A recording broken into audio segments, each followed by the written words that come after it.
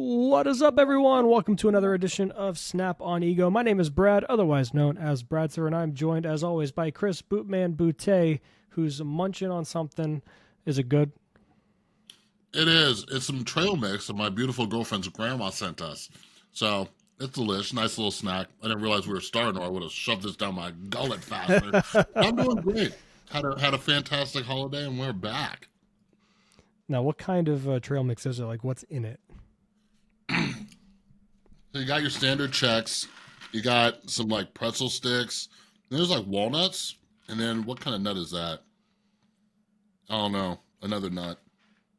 She makes them pretty damn salty, though. You just said standard. I heard Chex.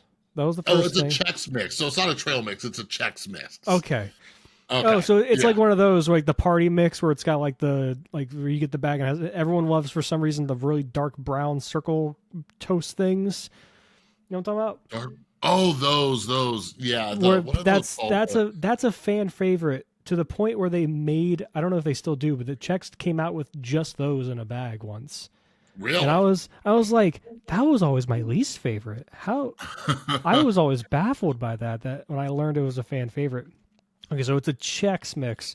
It's not a a trail mix. Okay. Not a trail mix. I was really confused. I'm like, who the fuck is putting Chex in their trail mix? I you just said like that's all the standard. Mixes. Yeah. No. I was like, I used to work as a assistant manager at Sprouts. I don't know if you have those over there. Sprouts is I love Sprouts. They have a lot of meatless options for me. They do. So I used to work there for a little over a year.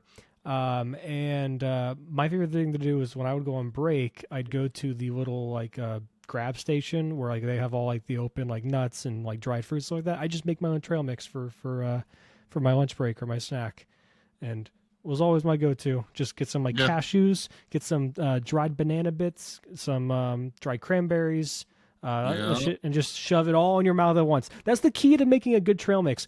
If you can take every single bit of the food that's in there and put it all in your mouth all at once, each piece, and it tastes good, that means you have good cohesion and good collective just flavor. It's like deck building. Right? It is. It really is. You need synergy.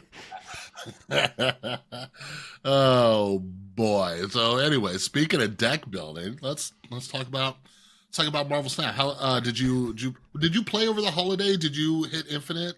Yeah, I hit Infinite like weeks ago. I did not get any Infinite runs or Infinite Conquest Borders. I did 3 total runs over the season, all of them within the last few days. I saw you tweet about this. You have the same fucking curse I do. Go ahead. Yeah, so I did 3 total runs this season, and if you count my last one from last season, my last 4 Infinite runs have gone the exact same way. I start out 4-0 in laughable fashion. Like, I'm blowing through everyone. It's a breeze. And I'm like, holy shit, this is the easiest time of my life. And then round 5, or match 5 comes around, and I run into my worst matchup. Yeah. It's happened 4 times in a row. Now, before anyone is like, tinfoil, it's conspiracy. It's like, that's how they get you. No, it's not. It's just I am incredibly unlucky. And look, the laws of average is going to catch up with you. I can't dodge my bad matchups all the time, right? Eventually, you'll run into them. And sometimes you can overcome them. But particularly this season, the last 3 I did were with the that new... I guess speaking of deck building, the Regis / Cozy deck. What's it called? Revis. Revis and Regis. Two different guys. 2 different people. Sorry. Revis, his Sarah control deck. We're back to that, which is nice. What's a bad matchup for that? Thanos Blob and Blob Ramp. The reason it's bad, for those of you unaware, is because both of those decks are incredibly well-versed in spreading power and going incredibly tall in multiple lanes. In all 3 even, in ways that make it difficult to overcome. Shadow King is pretty much bad against everything there. Also, speaking of bad cards, Gladiator is awful in that matchup because you just pull things that are big enough, especially because they're running blobs. They want a good amount of big stuff anyway, so you just can't play Gladiator ever. Enchantress isn't that good against either one. Enchantress maybe hits Soulstone or whatever, but you have Killmonger for that anyway. So it's kind of just a 4/5, and then you just kind of hope they don't hit any of your stuff in any way. It's just you don't have enough power. Like the biggest draw to that deck, that control deck, is being able to provide a decent enough amount of power, right? With things like Gladiator, with things like Maximus as a 2/6, Miss Marvel being able to spread the love and that kind of thing, while also combating your opponent's power and bring it down via Shang-Chi, Enchantress, or Shadow King. That's where the deck excels. All three of those cards are kind of mid against this other deck, even Shang-Chi, because when you dedicate Shang-Chi to a lane, they probably still have another 12 power on a single card in another lane anyway, right? So that's where the issue is. Well, what's crazy is too, like, so I did a run, like pretty much my thing is I'll do like one Infinity Conquest run per season. That's it. That's all my mental health can handle. I was playing with the Darkhawk deck that uses Leech. And what's interesting, because Blob is a natural counter for Darkhawk, and I actually played against like a Thanos Blob deck on my way up. I forgot what else I played against, but I had no issue. I just blew past them because Leech is there to counter Blob, right, on turn 6. But then my final matchup, they were playing the Blob ramp deck, and it's specifically designed to ramp. Second they realized I had Leech, they were dropping turn 5 blobs, and they had other things that they could play on turn 6, like a Magneto to move my Miss Marvel and my Darkhawk around and stuff like that. So it was just like, I was like, man, I just smoked this. But anyways, I said I didn't want to talk about it on the podcast, but I'm just going to touch on it. Real quick. You mentioned one of the things about that Revis deck is that it uses Gladiator. And this is one of the reasons I argue that it was a a unique-ish spin on Sarah. People were not running Gladiator in it, all right? They buffed Gladiator, they were up 1 power. But I talked about this in my video essay. Gladiator is a risky fucking card. It's a risky card in that deck. No matter how you slice it, it's a risky card. You don't have a Cosmo. You don't have anything to shut off Gladiator's ability unless you play to a full lane. So, yeah, Revis was the only person I saw tossing Gladiator in there. So... anyways, like, yes, I know there's only so many different 12-card combinations, but you act like everybody on the block was like, yeah, no shit, you toss Gladiator in there with no protection against his ability that could potentially fuck you in this meta where people are playing huge cards. So anyways, that's all I got. But I will say I do want to get an Infinity Border on my Zombie Squirrel. So one of these months I may, like, play more than once, but... like you said, like getting 4, going 4-0 and losing on that 5th, especially with no sideboards, is fucking brutal. It is brutal. It's demoralizing. And I'll it's not that big of a deal. Look, I'm not Lambie. I'm not going to try to have a page so full of Infinity Borders where I have to scroll to find the next one. That's not my goal. I just like playing the mode. I like doing a few runs a season. It's at the point where I don't even stress about it. It's more so like kind of go through the motion, just play, treat it like any normal game, and then just be snap efficient. That's really it. But yeah, sometimes you just run into your bad matchup. And I don't want to give this person any more attention than I already have, so I'm not going to name them. But they did kind of come in trying to be like, maybe you should just, tech for that matchup. And I initially said, I see this a lot, and it's clear that the majority of these players in Marvel Snap don't come from other TCGs, which is fine. Typically, if you have a matchup that you are incredibly unfavored in, especially in a game like Marvel Snap where there's no way to hedge your bets post-game, there's no sideboard, so you're already unfavored. If you're unfavored that badly, rather than try to alter your deck to beat it, which will end up resulting in becoming weaker versus the field. If I try to change my deck by a few cards in order to be better against a specific deck, right, that I'm unfavored against, I'm by default going to make my other matchups that were better or even 50-50 matchups worse by default because the cards that were good against those I may be cutting, right? Yeah.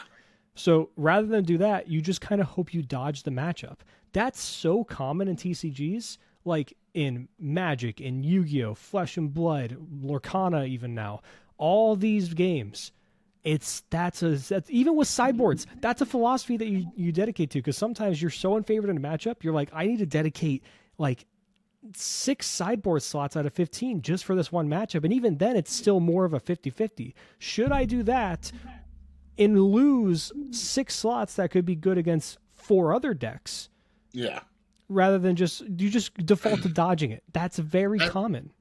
That's kind of where the frustration was that I understood when like Galactus was at the top of the meta. Like, you know, like me and you obviously argue like, hey, tech against, you know, Galactus or whatever. But I understand the frustration where if you're teching against that, you're losing to other decks that are also popular in the meta, right? By just trying to go for that one Galactus player. But sometimes it was worth it just to shut a Galactus player down. But yeah, it's tough. It's tough. Do you know what's, man, Brad, you know what's funny though? Let's talk about Blob real quick.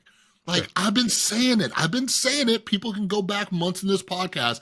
I was excited for Blob for months. I was like, this card is going to be so fucking busted. It's going to be busted. And I don't even think most people optimize for Blob.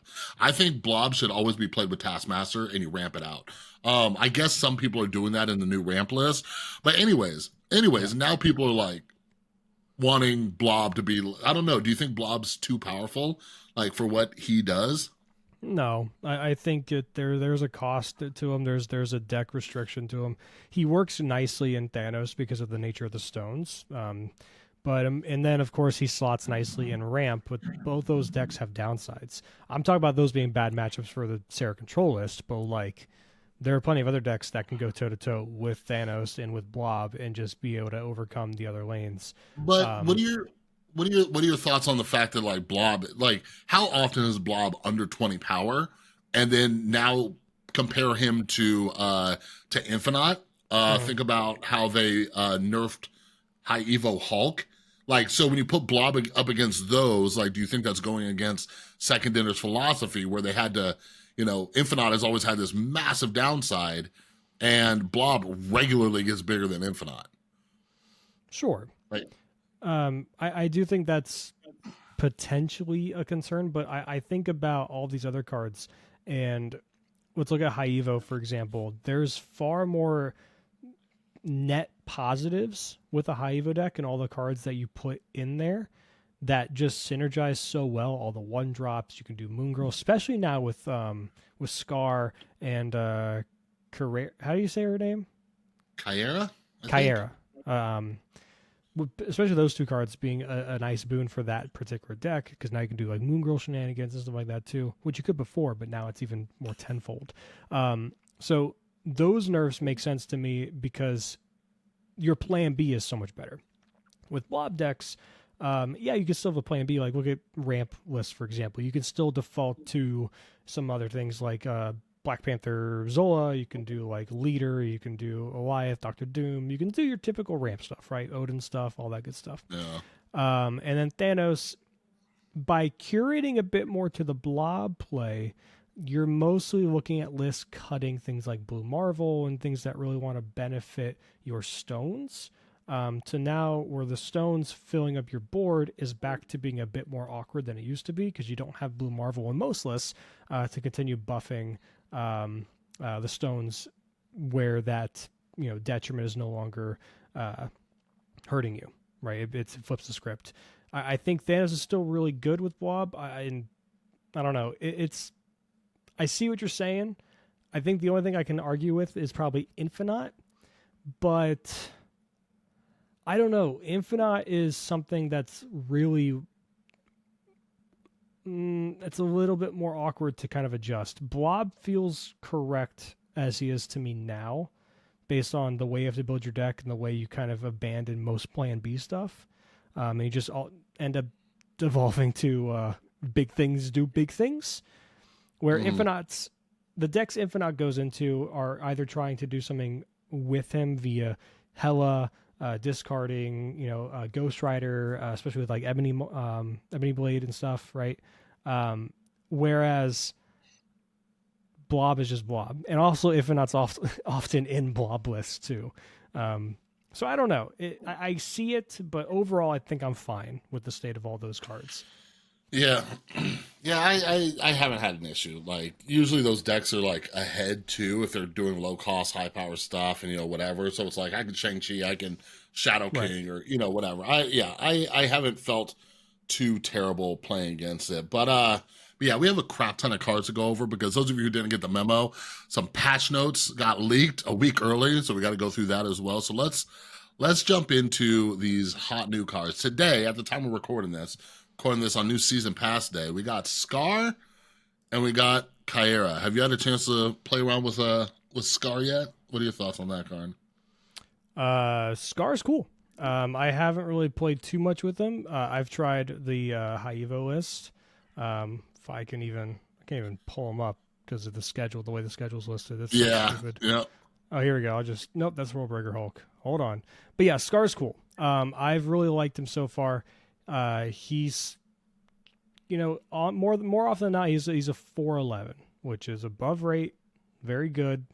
And I mean, I don't really foresee is the list getting out of hand or anything like that. I'm trying to think of like the high Evo list as it is, just running those three cards being She-Hulk, Hulk, Scar, and then now Kyera as well. I don't know if there he is. I don't know if that's gonna be an issue or not. I doubt it. I think he's a fun card. He's just a big thing, big thing. I will say, this season overall, at least the first week, feels unfortunately timed for some players. In the idea that I could see some players being a little bit over the big card meta with like Blob, that's really encouraged. And this is just more of that, But otherwise, we're getting Hercules next week, right? And then, what? Yeah, Hercules is next week. yeah. But before we get, what about you? Have you played Scar? Yeah, I haven't had much time to play with him. I played a little like in between like little work breaks and stuff, and it was like, the only deck I messed around with was like a lockjaw type deck, But I think there's possibilities, but I think, just compared because you got to put him up against other season pass cards. Like usually, like we've had some phenomenal season pass cards where like they're so good that it's like, hey, are you gonna nerf this? Loki, Elsa. Miss Marvel has been a lot better than I anticipated her being. You know what I mean?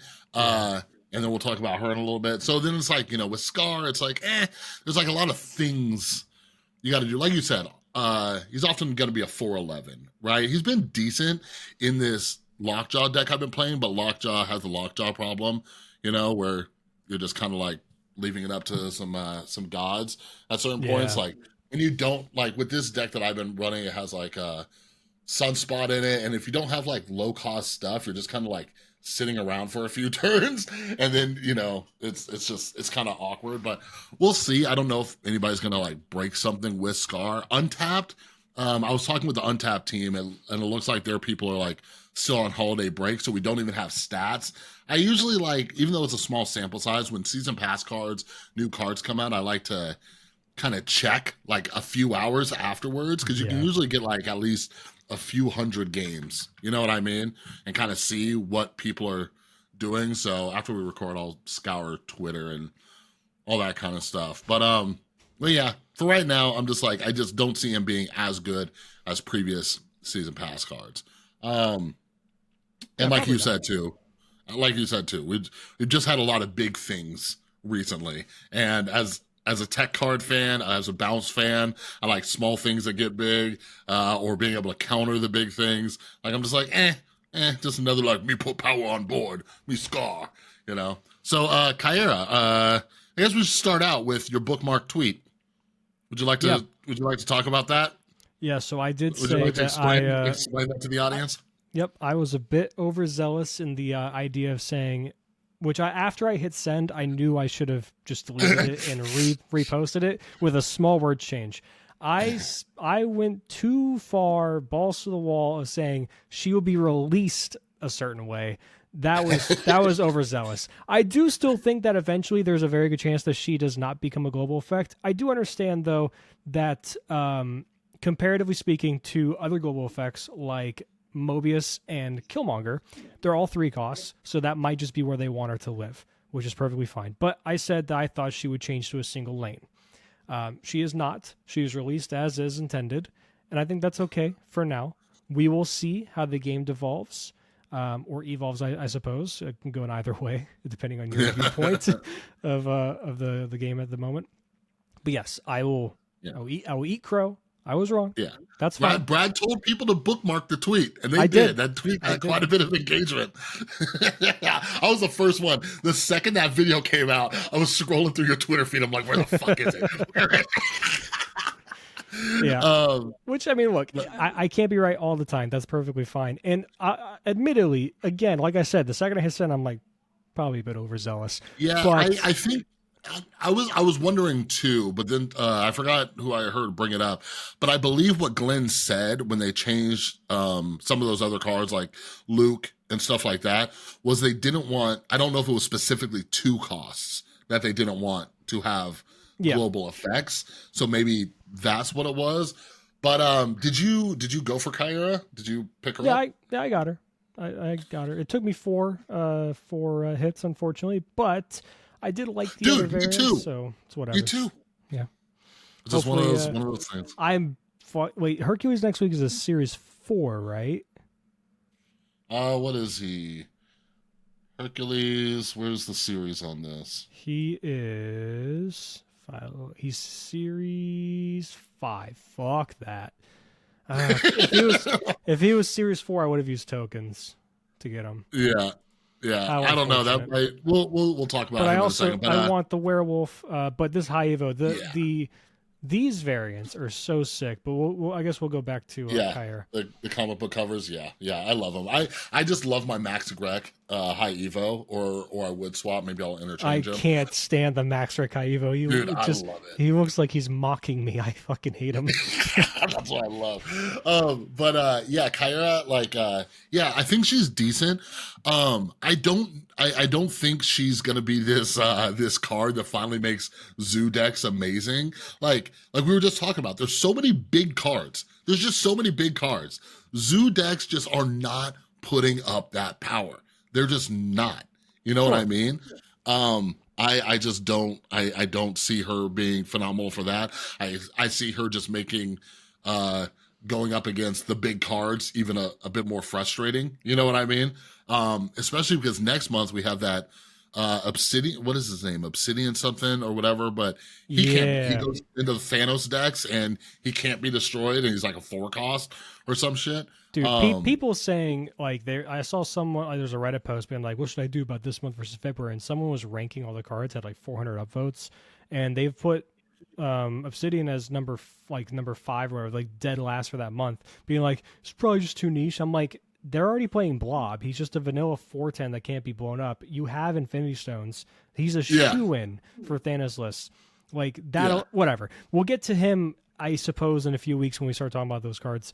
But her, I can see the frustration with the 6-cost cards, though. I think the Zoo thing has some merit. I mean, that's the first thing I've tried. I wanted to play her in Zoo stuff because I found that to be more intriguing as opposed to just in a high evo list, which she's definitely going to be good there. Martyr's awesome. You got Khazar, you got Blue Marvel, you got ways to buff your board, and of course you have things like Goose to be able to turn things off. But she's only, when you're running a Zoo, her main purpose is just like, okay, I'm going up against Killmonger, and I don't know how prevalent Killmonger even is. Hold on, let me see. He's I guarantee he has 15% minimum. Ooh, is that 17? Is that 17% over the last 30 days? So because Thanos is popular, as long as Thanos is popular, Killmonger's gonna be popular, and even without Thanos being super popular, Killmonger, especially with that. Yep, there's my iPhone doing the fucking bullshit. Especially with the Sarah control list running Killmonger. Yeah. And also, you know what I think? Killmonger's stock is going to keep going up. You know why? Because High Evo is going to see more play thanks to Scar and this girl right here. So Killmonger's... now Killmonger is in a weird spot where you have to be smart about when you play him. I think against certain matchups, you just have to throw him out on 3. If you're playing against High Evo, you're like, I can't hold on to Killmonger's the surprise killer thing. You're like, I just gotta slam them and just like Yeah, they're really making it rough for us people who love these kind of tech cards and stuff. But yeah, oh well. But I yeah, think Kyra, she's all right. I do want to try like a hybrid, like not even like a Zucula disc deck with like one drops and like Dracula and stuff like that. ugh. But probably I'm guessing Thanos too. Like I think just putting her into a Thanos deck, maybe with Scar and some high stuff, and maybe like doing the Lockjaw Thanos thing. I don't know, Maybe, but maybe.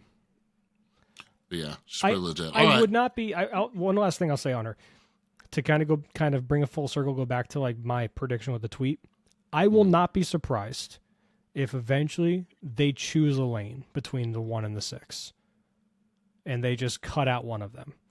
yeah, Genuinely, I think that's a real possibility. I think if one of them gets out of hand, I don't think it will off of my early playtesting with her. But if it happens, I think that's the first place you go, is being like, okay, what do we want her to be? Do we want her to be a zoo card or a protect your big 6 cost cards, right? And then you just kind of go from there. yeah, possibly. We shall see. We'll see what happens. All right, go to this next week. The next week we have, Brad's pulling up on screen, so I'll read it. We have Hercules. So Hercules, Series 5, as we just noted. The first time another card moves here each turn, move it to another location. So it's weird too. Like something we need to talk about. It's like they're almost doing like trying to redo like the Miles the Spider-Verse season, adding in like some weird, like interesting like move type cards. And what's interesting too, I haven't even seen Molt. I haven't seen Molt getting excited about these cards, and not like, I think that kind of says something since he loves move so much. I haven't seen him peep a word about any of these unless I'm missing it. But yeah, the first time another card moves here each turn, move it to another location. What the fuck even is that? What am I gonna do with this, Brad? What am I gonna do with Hercules? The video showcased things like Human Torch moving. Like you go Human Torch, Ghost Spider into his lane. He kicks out Human Torch, so he doubles twice. That's cool and all. Here's my issue with Hercules.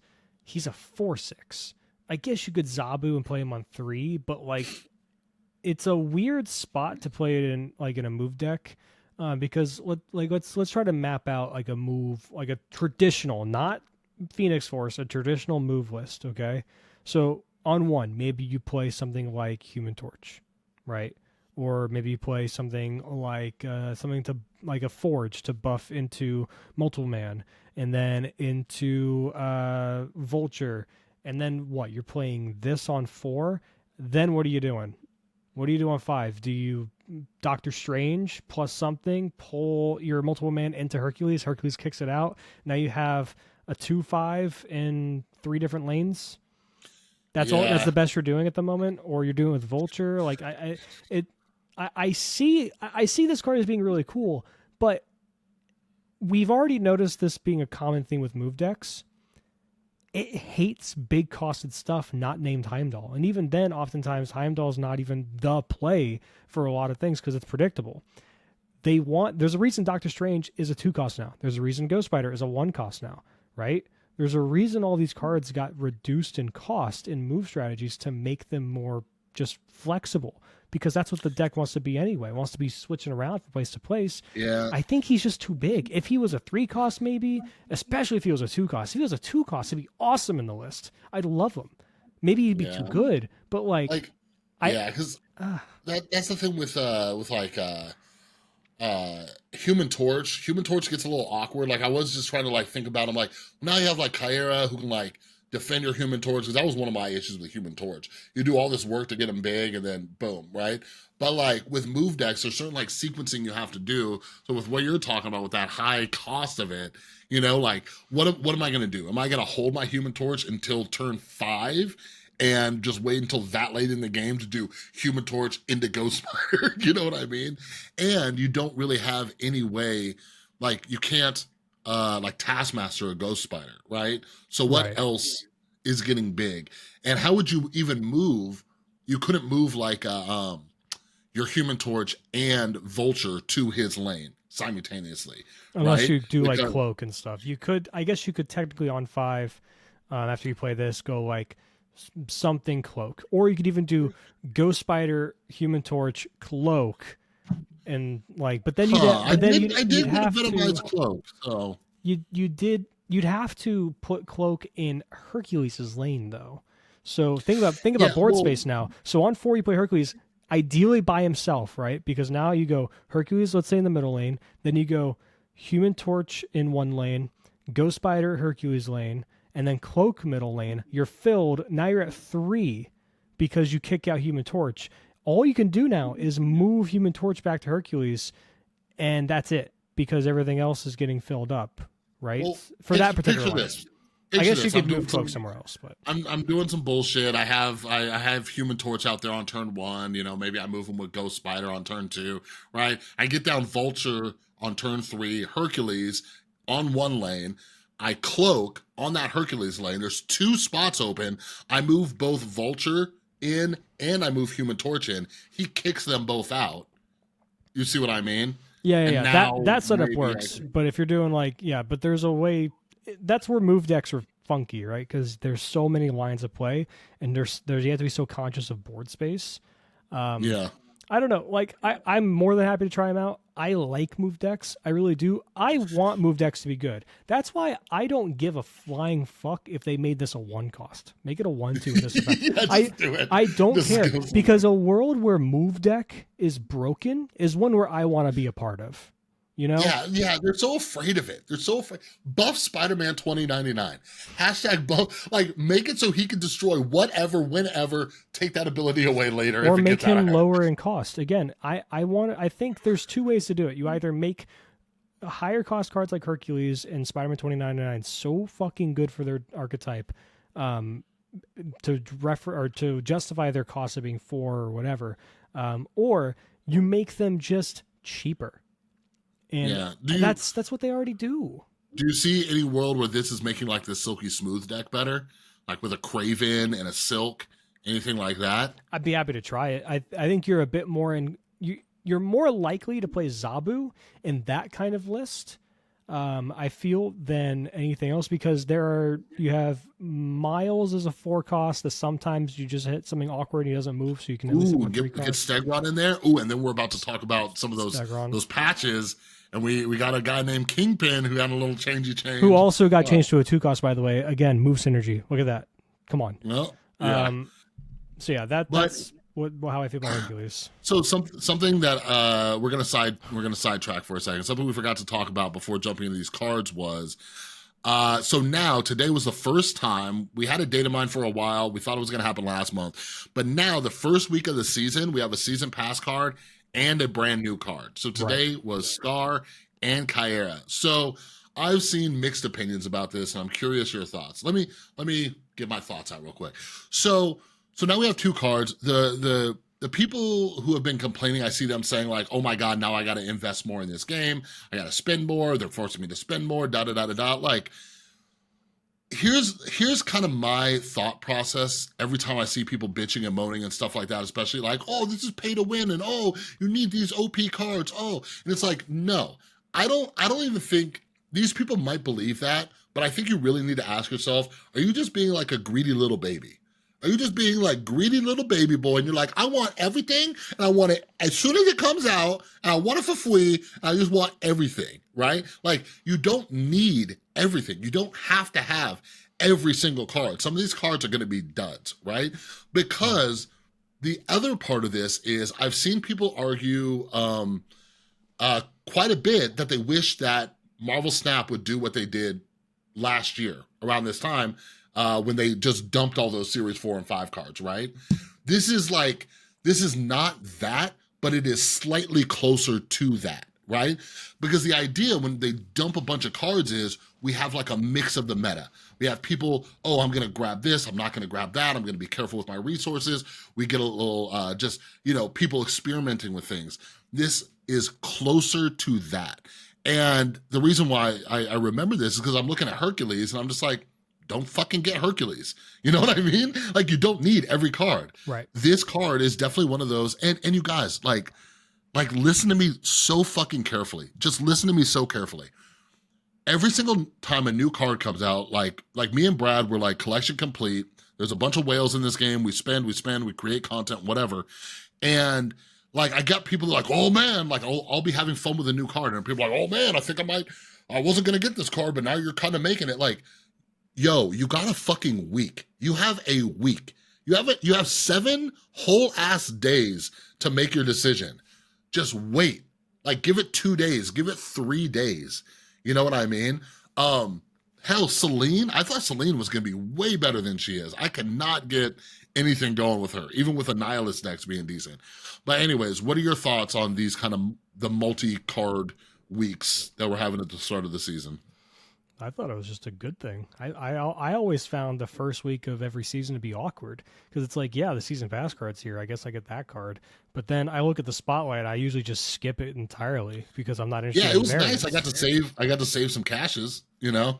Right.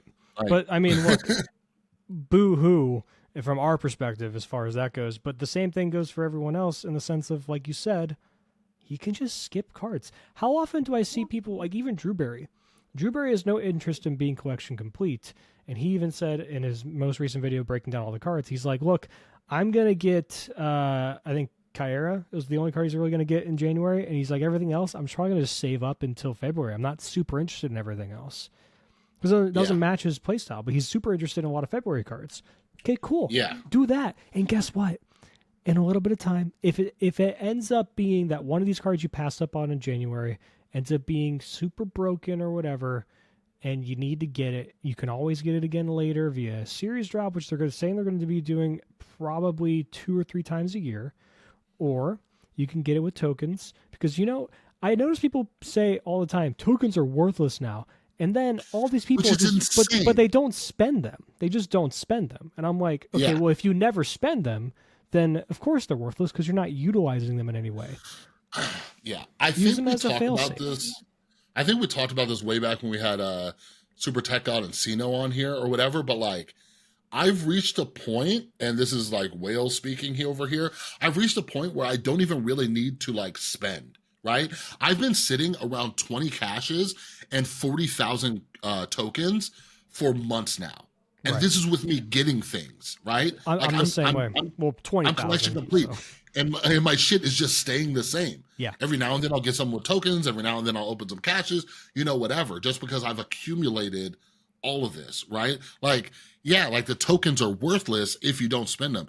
I even bought, what did I buy? I bought something for 6,000 tokens because I wanted to get the Spotlight variant for it. But anyways, yeah, like spend your tokens, spend them.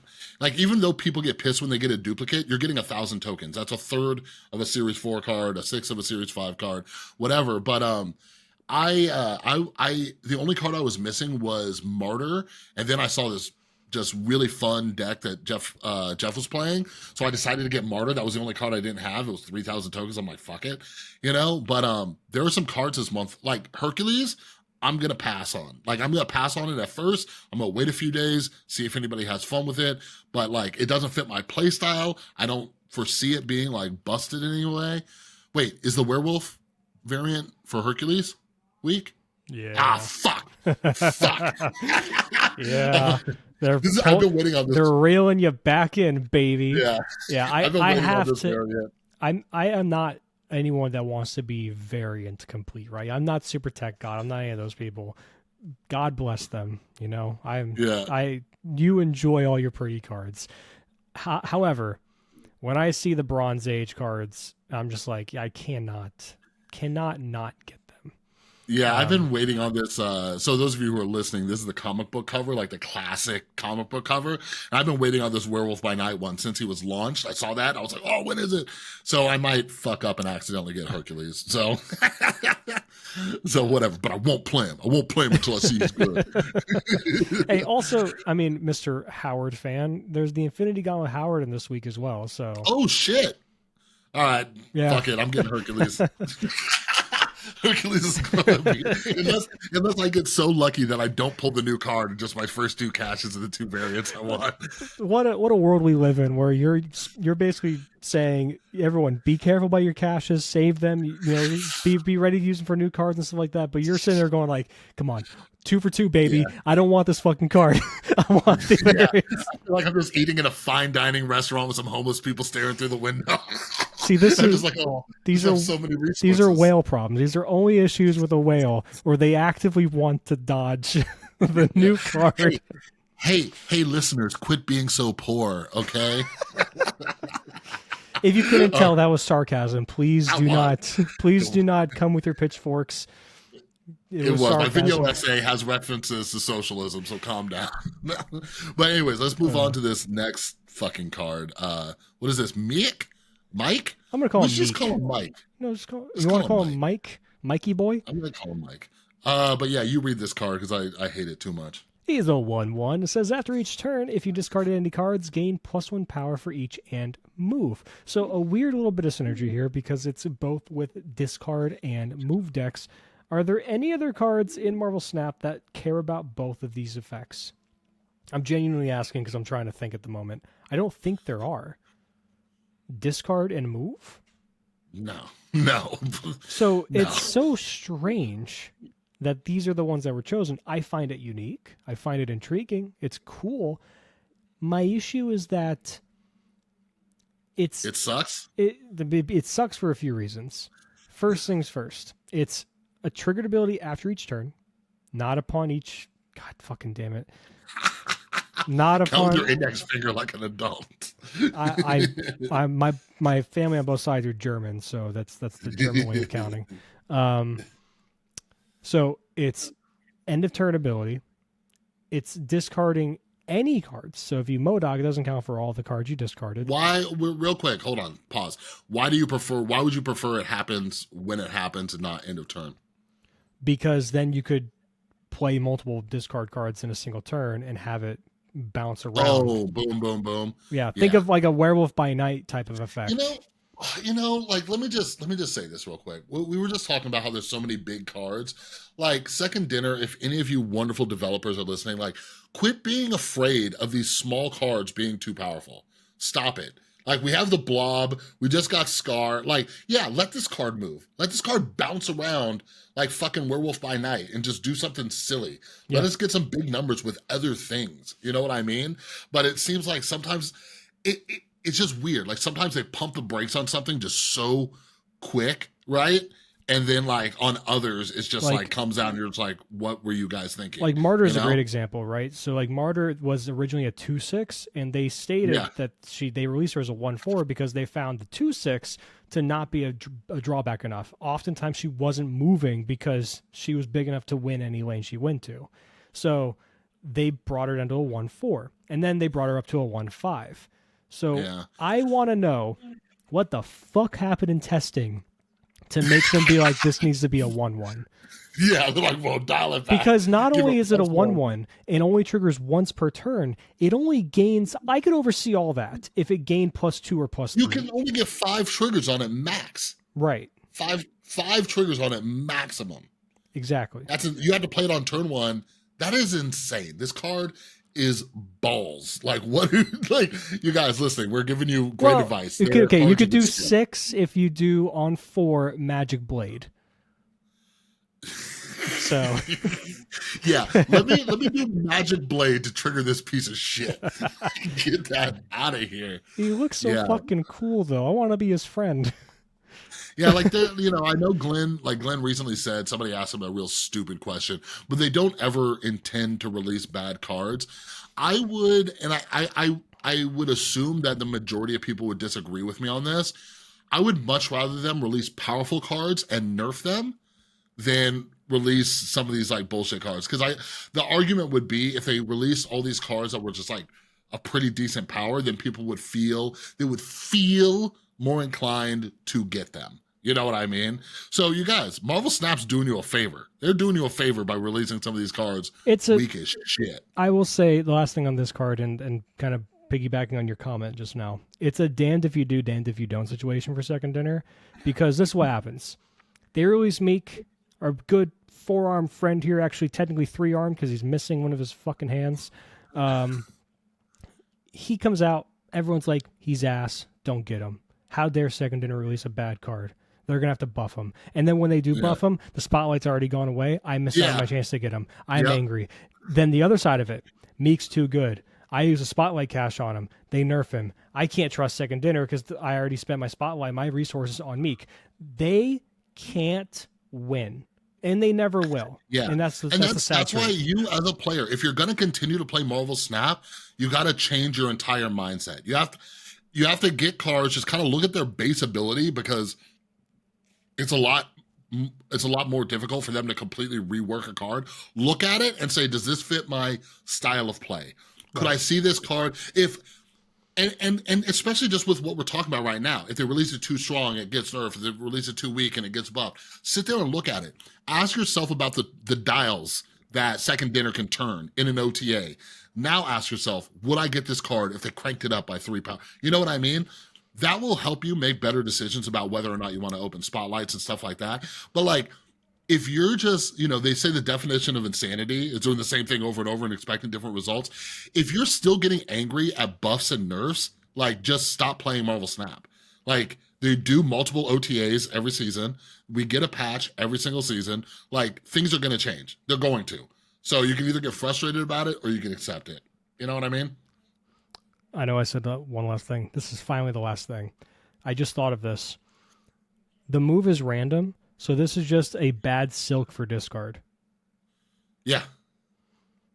Like let's if I try to think of map it out, Meek on 1, Mobius on 2, and then you start discarding, right? And then you get 4 hits on him. He's now a 1/5, which is fine. That's above rate. Cool. But you have to manage your board space in a way that makes you, honestly, it's probably going to be a 1/4 because you might just be playing APOC on 6. Yeah, and so is a 1/4 justifiable enough in a discard list where you could be and already are playing a 1/3 blade most likely?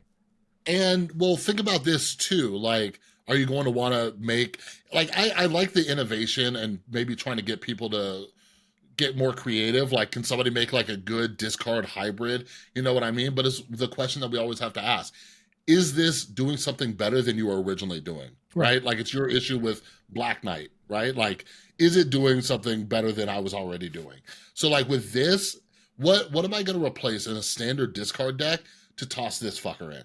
You know, like what am I going to take out? Like, discard's already crammed for space. You know what I mean? Yeah. Like, this doesn't activate, because this thing does not enable anything else in your deck unless you toss in like a Craven, right? Like, he's not discarding anything. He's just fucking moving around, gaining +1 power. You know, maybe if they give him +2, he might be playable. But for now, fuck this card.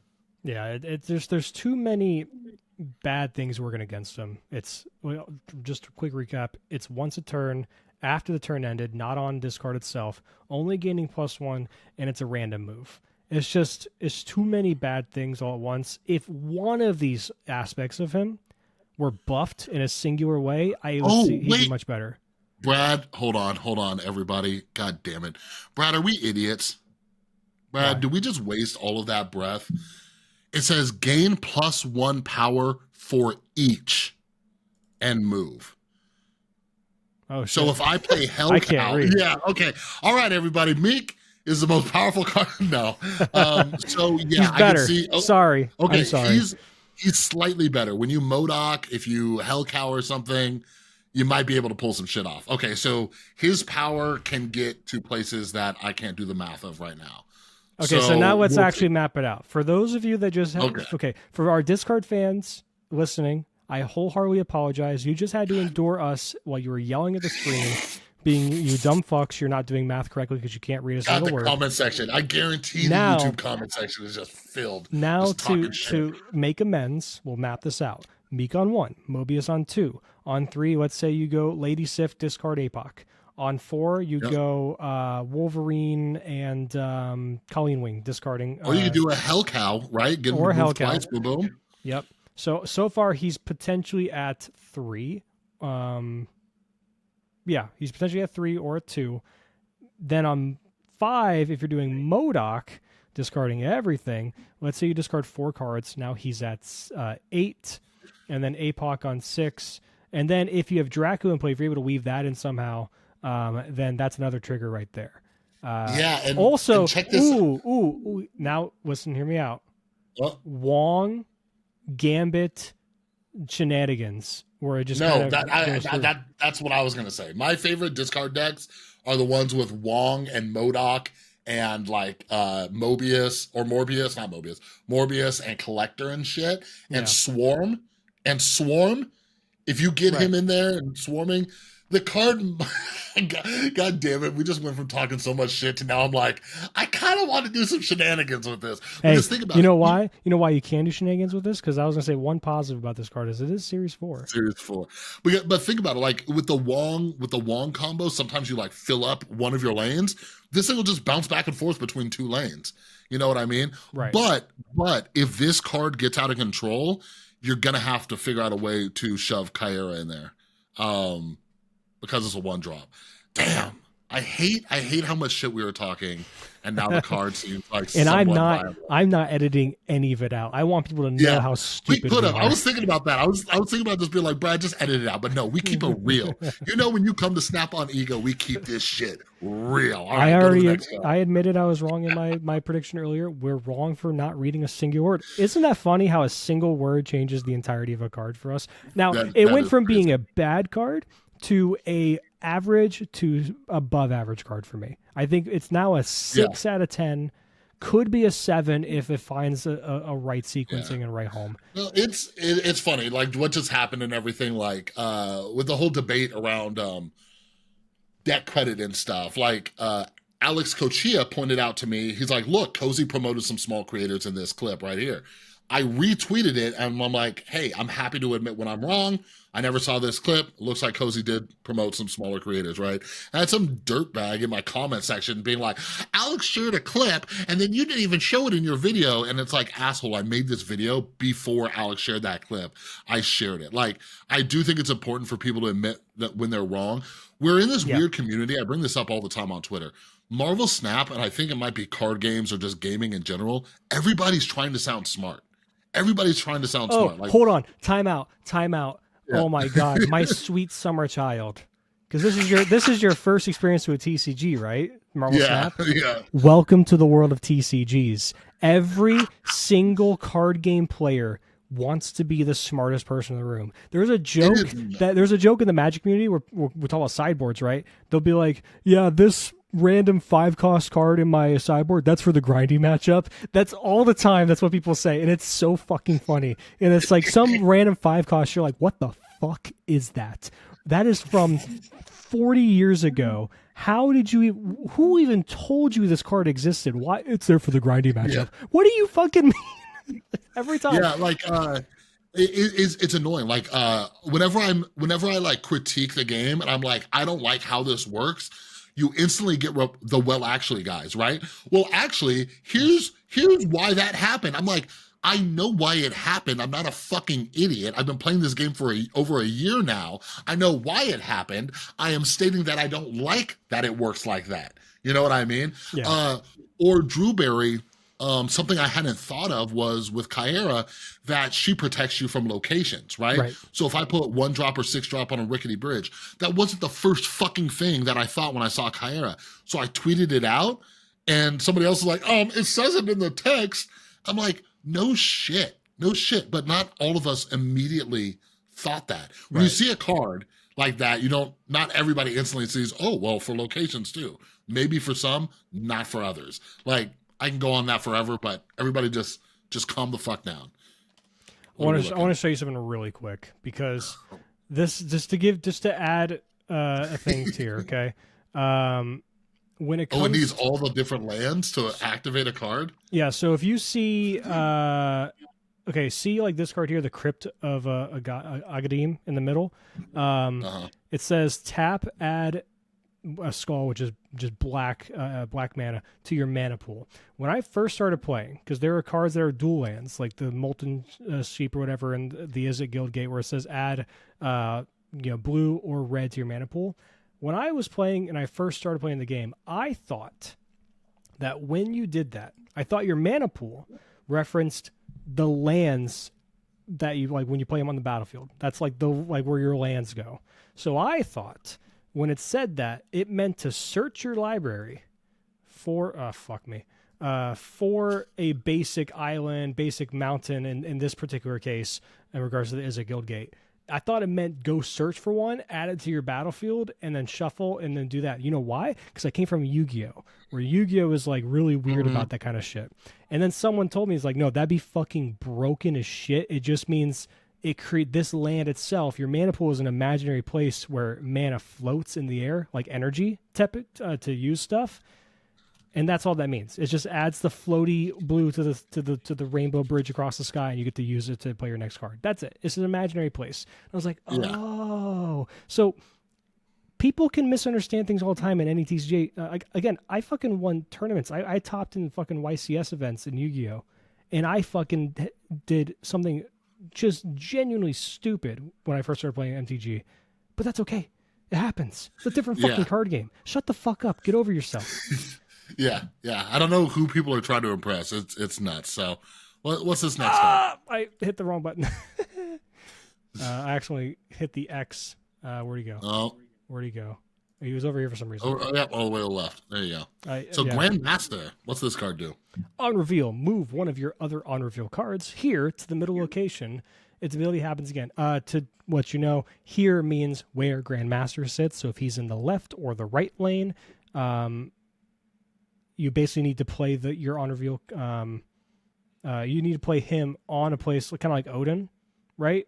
Mm-hmm. So like Odin wants to be played on top of like Mjolnir, on top of like whatever goes off, and then that's gonna happen here, but it's gonna move only one of them. So you have multiple. If let's say you have Mjolnir, and we'll use Beta Ray Bill as a new card. He's gonna add Stormbreaker. Let's say you have Mjolnir and Stormbreaker in the left lane. You play Grandmaster on top of it. He's gonna move one of those cards randomly to the middle, and it's gonna trigger again. Yeah, I don't know. Like, so every season when I do my season pass giveaway, I ask people what card they're most excited for. A lot of people said Grandmaster. Like, this is one of those cards where I can feel that it has potential, but I'm not seeing it. Like, I saw some people say like wave into Alioth into Grandmaster, and I'm like, bro, they changed Alioth so much. Like, you need a lot to go right. Like, you know what I mean? Like, you have to be ahead on turn 4 for him to kill undestroyed cards. Then you got to be ahead after you drop this, like, 2-power card, like, right? And you got to be ahead again, and you got to hope they play middle for Alioth to work, right? But triggering effects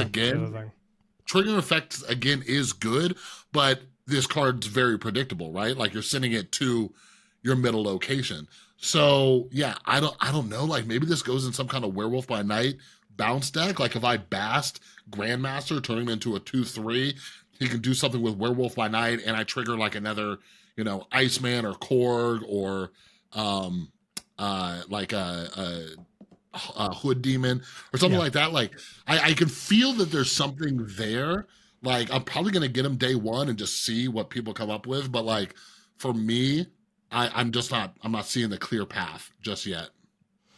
Yeah. Also, you need to have open space to the middle lane if it can't move, because the move to the middle lane happens first, then ability happens again. It won't trigger the ability again if you're filled.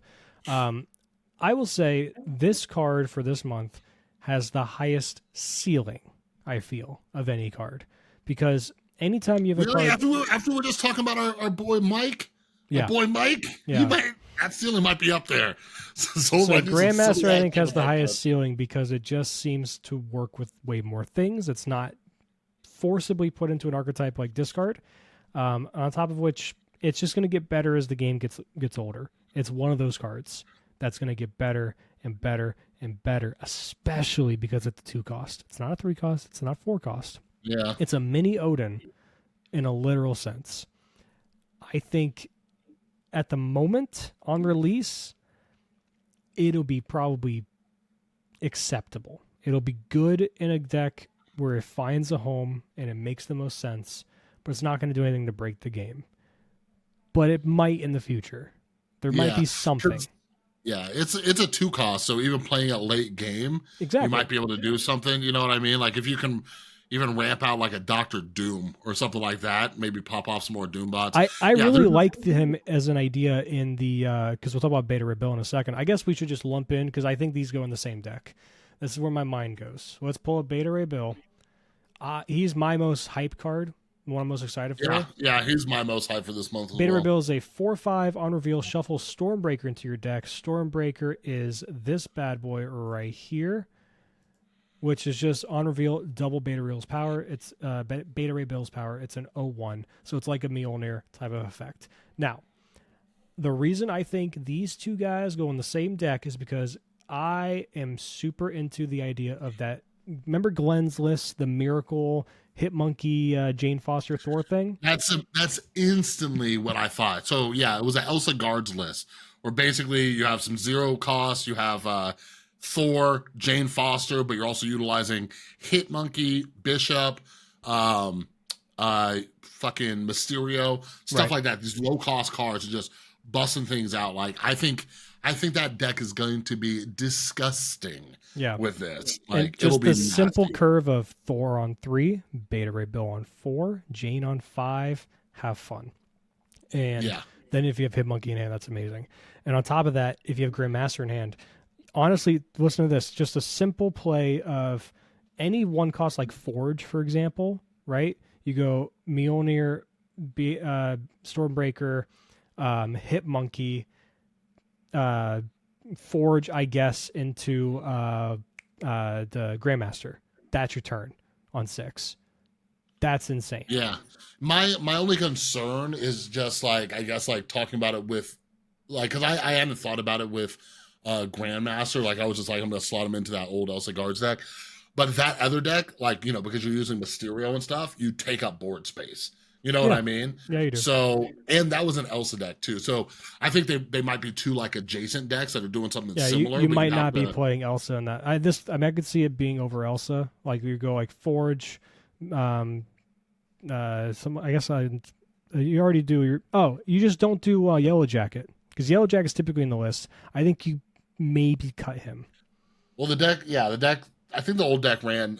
It needs some reworking, because that was with the old Luke Cage. You ran Yellow Jacket and Wasp, so you had multiple 0 cost cards. So your Hitmonkey would also get big. There you go, right there. You Luke Cage is out of the list now because it doesn't work the same way. So that's an easy swap there, and just do some tweaking. Other than that, though, if you want to and this could still be a deck to feature our boy Grandmaster as well in the same deck. Even if you're not doing the Hitmonkey thing, the simple curve of all the Asgardians is fucking sick. Thor, Beta Ray Bill, Jane, Odin, on top of all your fucking your things. Like, and then if you can fit Wong in there too, because you probably could, right? If you do Zabu on 2, Wong on 3, Thor. Now you can't do Jane, right? You're doing one or the other now. You'd have to do magic, but then do you have time to do everything else? No. So a little rough for that. Yeah. I'm looking at this old list, and you might be able to do some stuff. So Wasp, Yellow Jacket, Kitty Pryde, Angela, Shadow King, Elsa, Luke Cage, Mysterio, Bishop, Hitmonkey, Thor, and Jane Foster. So you could get rid of Luke. Shadow King's just a tech card in there that was just good at the time, especially because Luke was protecting your stuff. Luke and Yellow Jacket gives you 2 slots for Grandmaster and Beta Ray Bill. Yeah.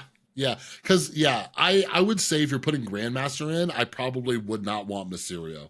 I think you still want him. I think, because, like, again, you're replacing a 2 cost for a 2 cost.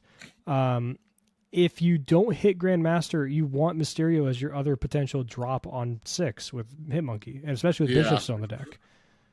Also, we're only talking about Grandmaster being played on turn 6.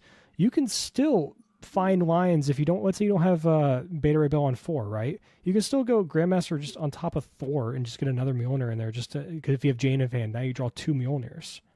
Right? Oh yeah. Like, he can fit in way better, and also like, if you don't do like the cool stuff with like Beta Ray Bill and stuff like that, like whatever, and you don't have the Mjolnirs and everything, you can still do Mysterio into that would need a little extra.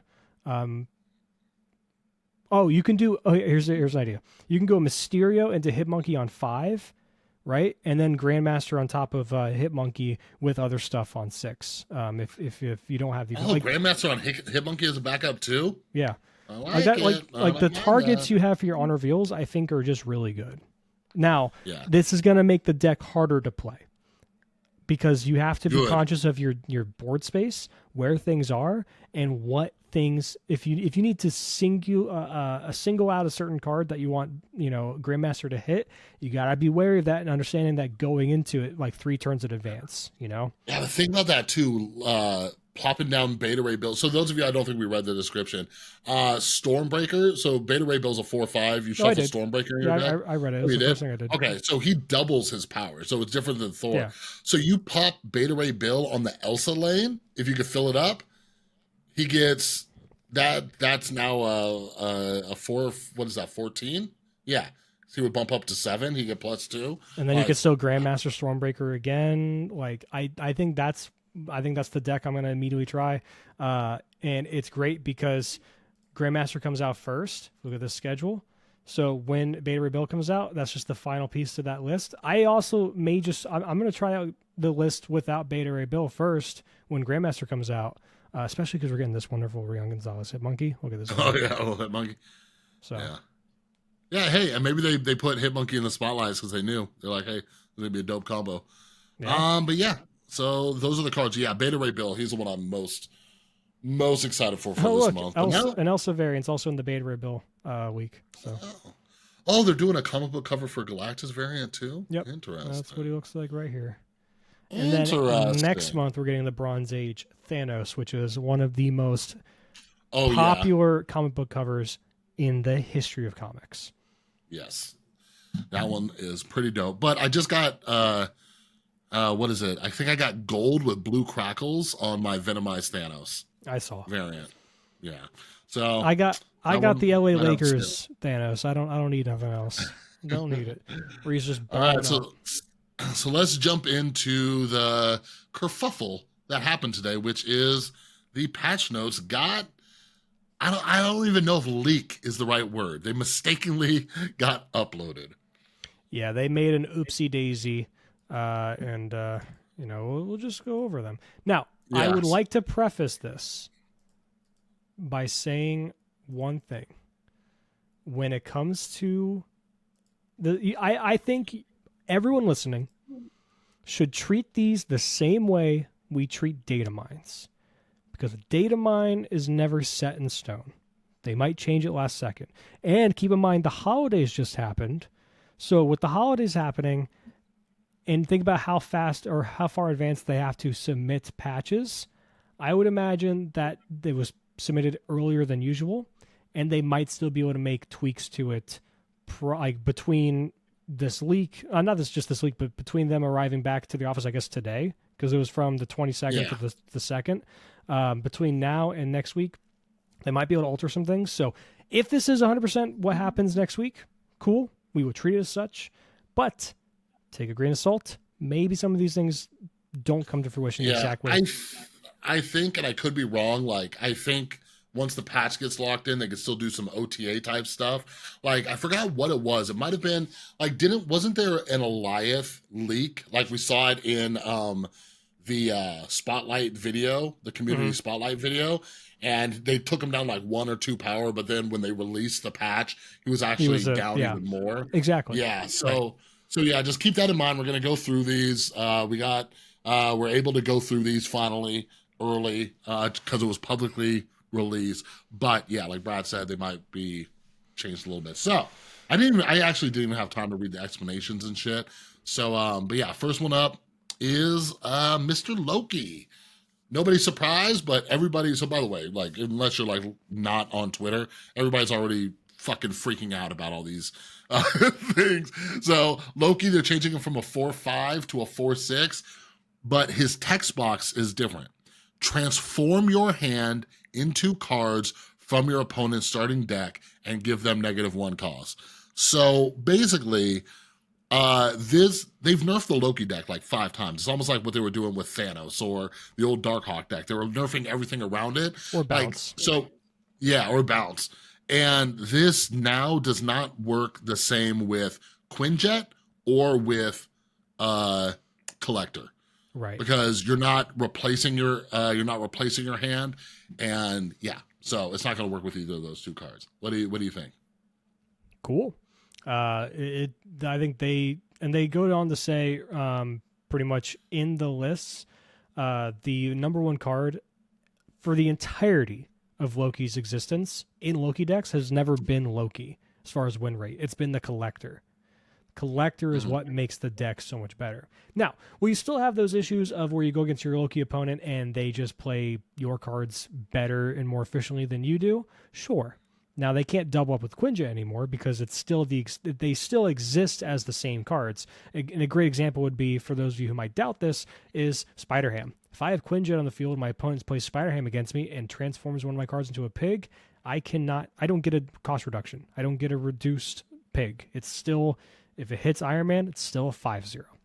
So the same would be true here. No Quinjet, no Collector. What does this mean for the deck itself? I don't know, because you lose a lot of power. Yeah. So I saw. Okay, real quick, my thoughts, and I'll tell you something stupid I saw. I think this takes it down another notch. We've talked about it before. I think last time I just called people really stupid for thinking Loki is still broken. Like this is another nerf to the deck, right? I don't. It's definitely gonna hurt the deck, right? But it's like, think about what a Loki deck is. Like, are you taking Collector out? I don't think you are. Like, I think because you still want to replace as many cards as possible in your deck, so you're still going to run cards like Snow Guard, Maria Hill, Agent Coulson, whatever, which Collector still benefits from. So I think people are still going to run Collector. He's just not going to get as big, right? But he can still easily get up to like maybe 8-10 power, maybe, depending on what you get out there. Like, I don't know. If you go just whatever on one, doesn't matter. Forge might come back into the deck, possibly, just to give a Collector that little extra nudge. Let's say you go Forge Collector. You got a 2/4 Collector. Then you go Snow Guard into is there a Maria Hill, I guess. Yeah. So then you're adding 3 cards. Now he's a 2/7, sorry. And then you can do. But then if you Loki on 4, you're capping him at unless there's other random generation cards that you either draw into from your own deck or that your opponent has, then you're capping him at a 2/6, which, by the way, still good. It's not obscene. Better than Silk. So, sure. I can see you still running the Collector. And now, do you still go with the bounce plan of, like, because then like, are you gonna run like some people are running Falcon and stuff like that? But I like the Falcon and Beast thing at the moment. I like those the most. But what I was gonna say is I've seen people saying this is a buff to Loki, and I don't even know where the logic starts from with that. It seems like they don't understand what transform means in comparison to replace. I don't think they understand what Marvel Snap is, and they should probably stop. I'll tell you right now, if you go through like Twitter comments or their like subreddits when they talk about these bounce updates, they almost never read the description as to why they're making the changes, because they'll say things in their complaint of why they're upset or why exactly. They're like, well, they're probably doing this for this reason because I'm like, no, they said for this reason or whatever. Like, completely contrary to what they're saying, but whatever. Next card. Next card is Annihilus. You're skipping a card, buddy. You're skipping a card. What am I on my list? Yeah. No. Wait, what list are you looking at? I got to pull it up. Miss Marvel's the next one. Annihilus is the second one on my list. He's the third. I pulled it straight from the website. That's what I'm looking at. I pulled it straight from the message you sent me, the text thing. Wait, are you serious? Yeah. How's that possible? Okay, let's go off yours then to minimize confusion. Sure. For me, the next one is Miss Marvel. Old is a 4/5 ongoing adjacent locations where your cards have unique costs of +5. And the new one, she's the exact same, where now, rather than just having unique costs, you have to have 2 minimum cards in other locations, not just 1. And you still get +5 power. The wording they changed a little bit from unique costs to no repeated costs, which I guess should clear up some confusion for certain players who kind of find that wording a bit odd. I will say this isn't a huge nerf, but it's a nerf enough, because Lockdown especially is one that people like to look at. if you don't play Nebula on 1, leading or 2, I suppose, leading into Storm on the Nebula lane, you're just looking at Storm into Miss Marvel mid, which has happened. I would do that all the time, especially when I play the deck that is the Annihilus version of the deck, like with like Sentry and stuff like that, because I want to play Sentry, send something over, Annihilus, whatever. Oftentimes I would Storm, then Miss Marvel. That doesn't work anymore unless you have Jeff to kind of sneak in there later. Yeah. At that point, you need to dedicate Jeff into that lane anyway, which might be overcommitting. Another example would be playing Miss Marvel on 4 in the mid lane, and then on 5, just playing Professor X saying, I'm going to just attack this lane. It's going to be 6 power, which is way better than 1 that Professor X presents. And then you run into the same thing. You need to play Jeff, or you need to have something already committed there early on, which doesn't always happen. Trust me, when I say the last 3 infinites I've hit have all been with a lockdown deck of some variety.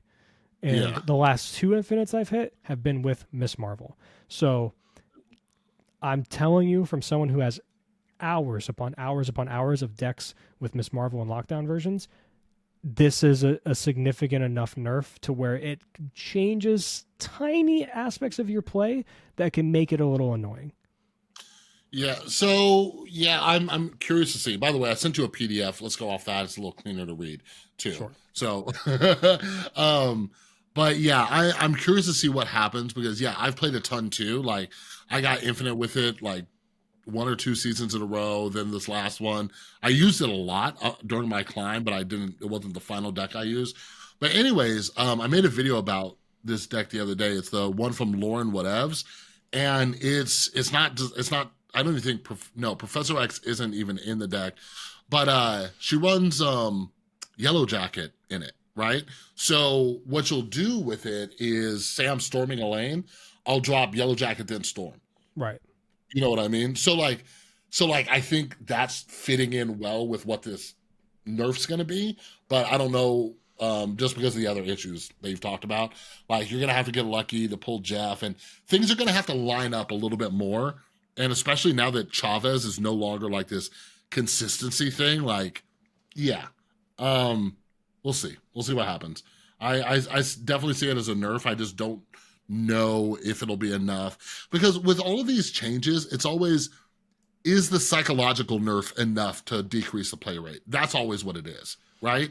It's never that true nerf or buff to a card. It's what people think it is that shakes up whether or not it's being played. I mean, if the subreddit and all the posts I saw regarding this leak today are any inclination as to what you just said, this next card is absolutely true in that regard. Okay, wait. So are we talking about Annihilus now? Are we back on the same page? Yep. Okay, beautiful. All right, so Annihilus. I've loved this card. One of my favorite new cards. So the power and the text has changed. So it's now a 5/5. Your cards with power below 0 switch sides. Destroy those that can't. So basically, not only is there a 2 power decrease, but it no longer works with debris. So I think that's fine. I was curious about it on Untapped too. And I was looking, and the deck running debris with Annihilus is the 3rd place deck out of all the Annihilus decks. Yeah, I'm not super worried about this change. I think the 2 power is more impactful than the change to below 0 anyway. Because oftentimes I found the best decks with Annihilus were the ones that were just running Hood, Sentry, Annihilus as pretty much your only junk cards. And that's it. Like, I don't find the debris deck to be particularly good. Mostly because I find decks that are all in on a specific strategy, unless your cards in that particular archetype are so far and away better than most other cards and are so good in the synergistic quality, like discard with Chavez. With original Chavez, discard I would say is one of those type of decks, right? Junk has never been that kind of deck when it's all in. I'm talking debris, hazmat, all this stuff. I think that's too much to go in on that kind of game plan when your fallback plan B is non-existent. Because what happens when you don't draw Annihilus or Viper and stuff like that? You just end up with a board of debris. You maybe play your your hazmat to kind of bring him down, but then you just brought your own down too. You could play Luke Cage in a particular lane to get some extra benefit there. And then what else are you doing?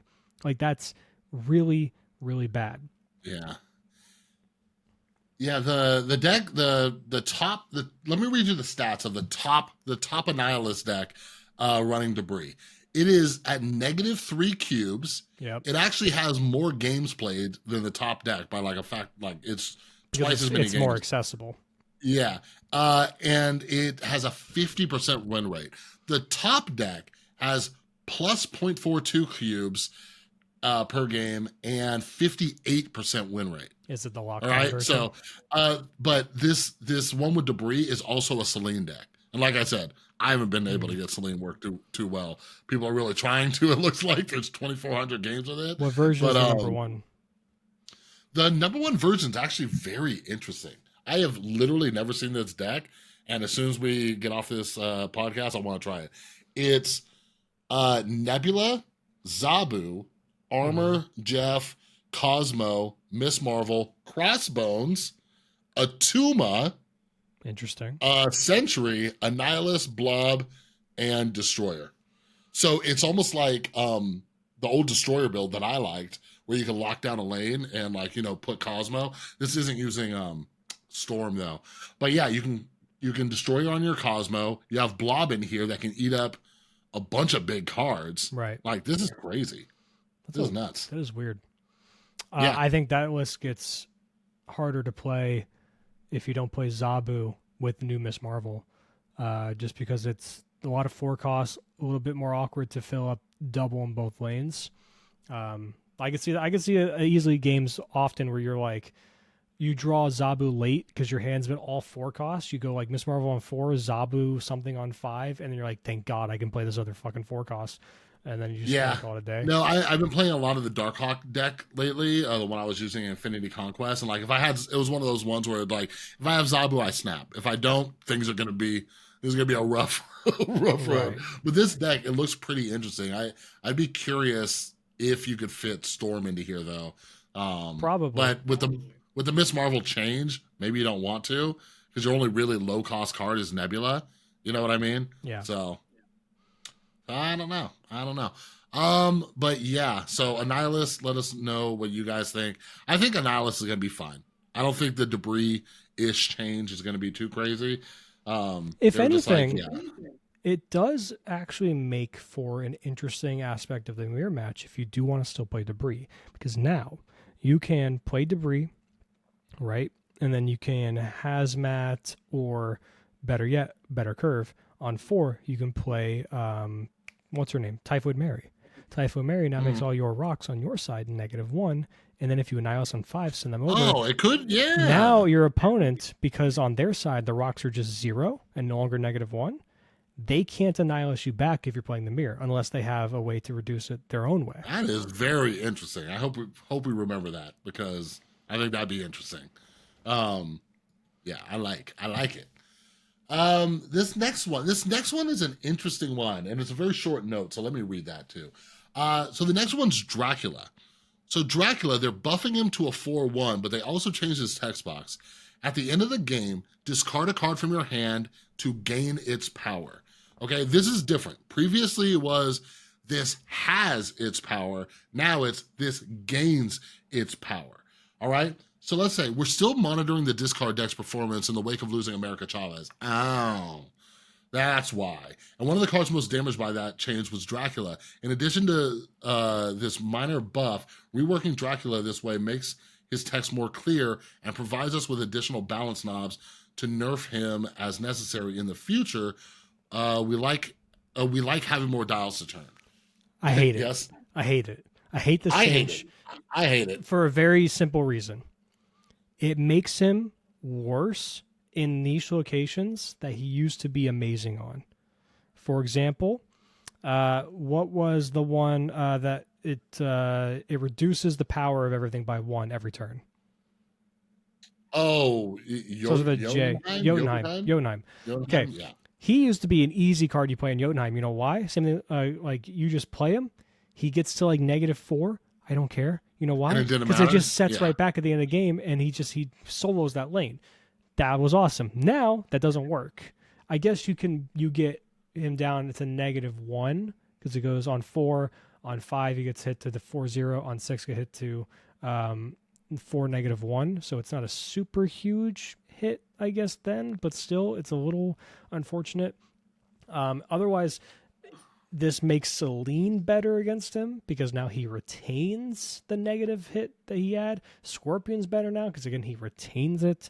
Now, like I think the Scorpion one's a little bit more of a niche thing, but overall I find this to be a weird change, and only will it be impactful if he was like a 4-4 or a 4-5 that then gains that kind of power. Yeah, I think they might need to crank it up a little bit. Like I will say, like Dracula discard decks have definitely dropped down a little bit. Maybe he'll see a rise with our boy Mike coming in, but Dracula's always been one of the most frustrating cards to play against for me, and I don't know, like because he's always been strong because of the reasons that you listed, right? Like versatile, like so it's hard to just counter him in general.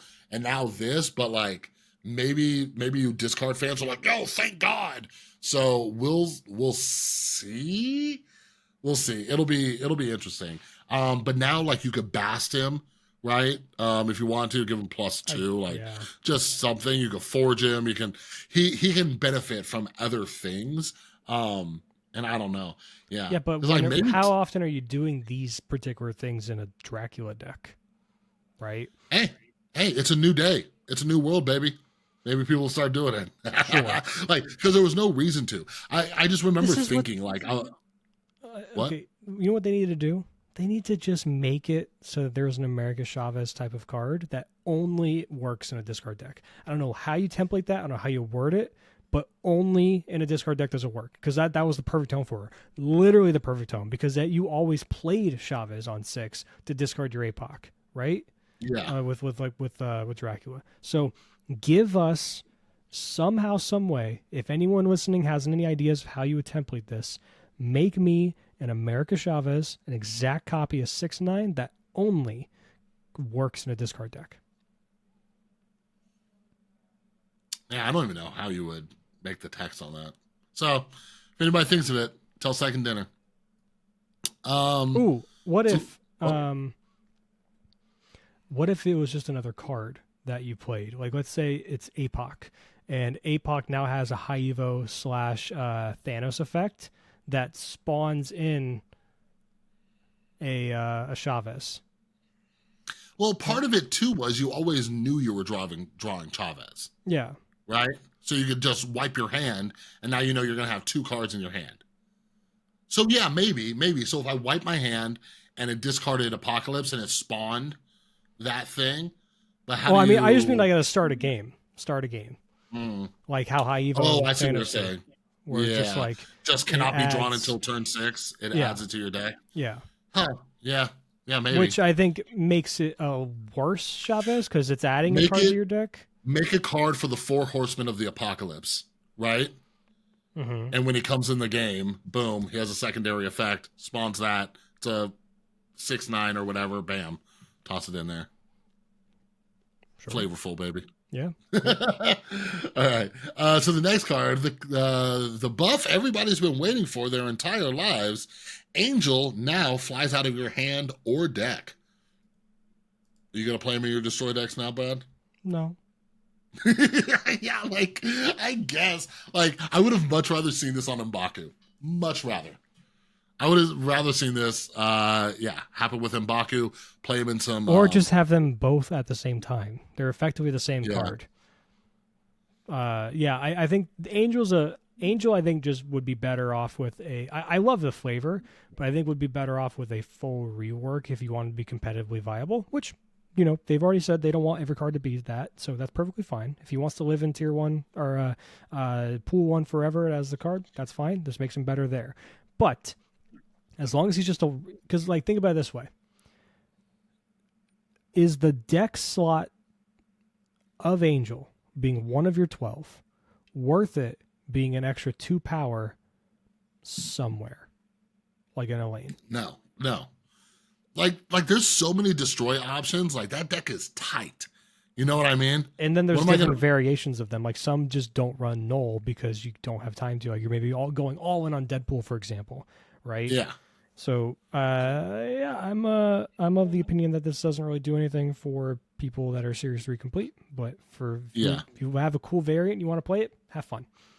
yeah. People wanted it. Just give it. Do the angel treatment to M'Baku, and yeah, people will be happier.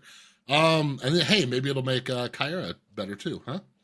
But anyway, so this next one, for some reason, it got cut off in this PDF I sent you. So this next one is Quake. So this is an interesting one. It is something we've been. I've seen some Quake lovers wanting this this ability. So it is changing. Previously, Quake was play this in the middle, swap the positions of the other locations.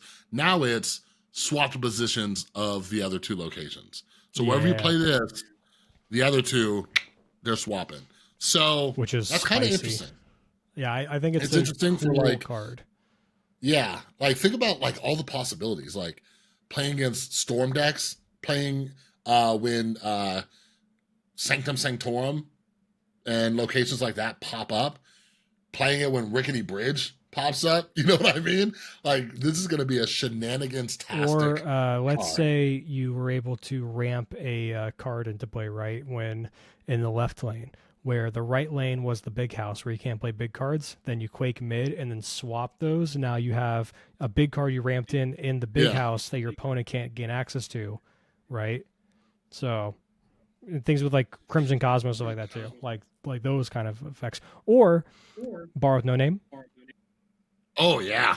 Oh yeah. Yeah, she's going to cause some. I think we're going to see a real big spike in her play rate, kind of like we did with Legion. Hot take. I have a hot take. What's that? I would almost always, with this change, in a deck that would want to play for whatever reason, if you want to play Scarlet Witch, I would rather play Quake. Oh, yeah. I hate Yeah, Scarlet I see Witch. that. I hate that card. I hate the Yeah, the randoms. random- I hate the yeah. Reality Stone too. I fucking Yeah. like the only reason I'm okay with the Reality Stone is because Thanos is a much better deck and it just comes with the deck. Where Scarlet Yeah. Witch, I'm just like back when Dude, the old version of Sarah Control existed and Scarlet Witch was like a mainstay. You know what card I Yeah. just put in instead? I just put Jeff instead. I'm like, yeah, rather I than never ran Scarlet Witch in those decks. Any deck that people ran Scarlet Witch, I was like, nope, no thanks. Yeah. So yeah, your hot take, I'm 1,000% on board. So this next one, which is pretty much the last one, this one I'm pretty excited for. So Kingpin was a 3/4. If a card moves here on turn 6, destroy it. Now Kingpin is going to be a 2/3. I've just wanted them to buff Kingpin because I have so many good variants. Now he's a 2/3 when an enemy card moves here. So now it's only the enemy cards. When an enemy card moves here, afflict it with -2 power. Fantastic. Fantastic. By the way, it's not only this card that's changed. It's also Fist Tower. Yep. Yeah, so Fist Tower, isn't that -4 now? I don't see where it says. I think I saw that somewhere. I might be crazy. I might I don't be think crazy, it says. but yeah. It just says that they're both changing. Oh, wait, Mechanic and the Kingpin, Fist Tower. Yeah. But anyways, I like this. It it gives you I've just wanted Kingpin to not be a turn 6 thing, right? Like you drop him, anybody can just stare at it and be like, okay, let me just make sure that doesn't happen, right? And now you can Juggernaut, now you can Stegron, you can Polaris, you can Magneto, you can do all sorts of stuff and just take power away from them. And I like it. When I first saw this too, I was also like, are we gonna see some like weird like high Evo decks with it, right? Because now this helps trigger what's his face Abomination too. Yeah. So but then like I guess you could do like Polaris in the Haiva deck, like this on 2, Polaris on 3. yeah, They mentioned Juggernaut as being a cool option. yeah, Stegron. I like it, but because with all these move cards coming out too, like I'm hoping people play a lot of move and I can just toss Kingpin somewhere. So when their cards are moving, they're also going to be losing power, especially if they're moving multiple times, because if somebody does come up with like some weird, like busted, like Craven deck or something like that, like Kingpin just being like a counter that like continues to go. Yeah, Yeah, and this is because even an Craven being in the ongoing same effect. lane, Craven being in the Yeah, same lane as Kingpin now makes it so that you essentially get a +4 every time that happens. yeah, and it's not an ongoing or anything. So you ain't shutting my boy down. You ain't shutting him down. Yeah, so we got some interesting shakeups. The last thing is they're just changing the text on America Chavez. From the top of card of your deck gets +2 hours to give the top deck of your card 2 power, +2 power. Yeah, that was it. There's some other bug fixes we won't get into. Whenever they repost this, go ahead and check them out. But remember, as we said, these are subject to change. So they might do some final tweaks before this is released. The patch comes out a week from today. So next Tuesday, it'll be coming out on the 9th. So yeah, that was a fun little episode. You got any other topics you need to go over? Anything you need to get off your chest? No, that was just a long one. We usually remember we've been doing better about making these be more about an hour the last few times, and now we're back to an hour and a half, and it's not the 2.5 hour we've had that one time, or almost 3 hours. So Yeah, it was a fun one. We can chat, but we keep the people entertained the entire time. That's all that matters. Like when we incorrectly read a card. Yeah, that was the whole thing. Hopefully they talk about that for years to come. I can't wait to go back and look at that in post, because I'm pretty sure that we talked about Mike over there for like 20 minutes before fighting out. Yeah, this piece of shit. Why don't they just start him out stronger and make him... Whatever. The other opinions, they still stand. So yeah. But with that, like always, we love you. We appreciate you. And as my pastor used to say, may our faces shine on you and be gracious to you as we look on you in favor, and you give us our peace and we give you our thanks. Amen. Bye-bye. We love you. Toodles.